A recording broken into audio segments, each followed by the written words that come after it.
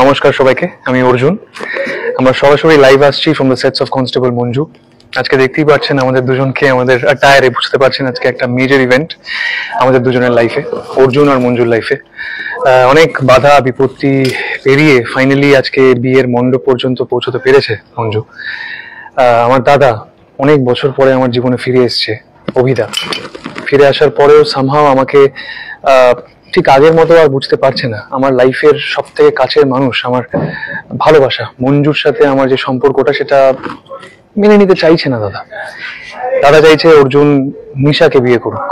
এবার এখানে অনেক লড়াইয়ের সম্মুখীন হতে হচ্ছে অর্জুন আর মঞ্জুকে। সেই জন্য মঞ্জু প্রচুর লড়াই করছে অর্জুনের সাথে এই বিয়েটা যেন সার্থক হয় সেটার জন্য।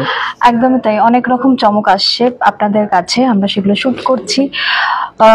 বিয়ে হওয়ার আগে অনেক ঘটনা আছে যে কিভাবে পৌঁছবো বিয়ের মণ্ডপে, কারণ আপনারা তো অলরেডি জেনেই গেছেন যে নিশার সাথে বিয়ে ঠিক হয়েছে এবং অর্জুনের।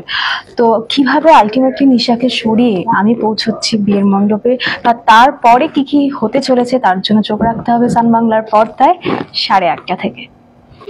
একদম প্রচুর ড্রামা, প্রচুর ইন্টেন্স সিনস করছি আমরা আজকে সকাল থেকেই, লাস্ট কিছুদিন ধরে সেটাই চলছে।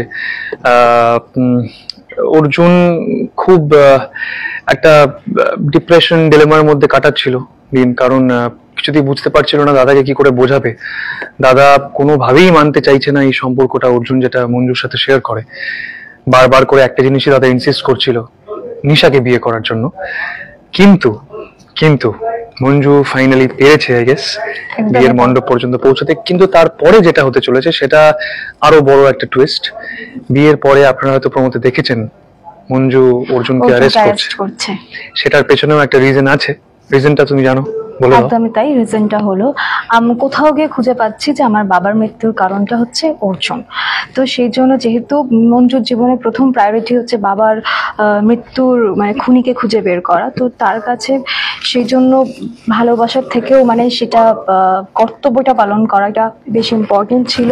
সেই জন্য অ্যারেস্ট করছে অর্জুনকে। কিন্তু তারপরে আর কি কি হচ্ছে বা কিভাবে জানতে পারছে যে মঞ্জু যে কে খুনি ওর বাবার, তো সেগুলো জানার জন্য তো চোখ রাখতে হবে আমাদের সান বাংলার পর্দায়। কনস্টেবল মঞ্জু দেখুন আপনারা সাপোর্ট করুন, পাশে থাকুন। আমরা আরো চমক নিয়ে আপনাদের কাছে আসবো।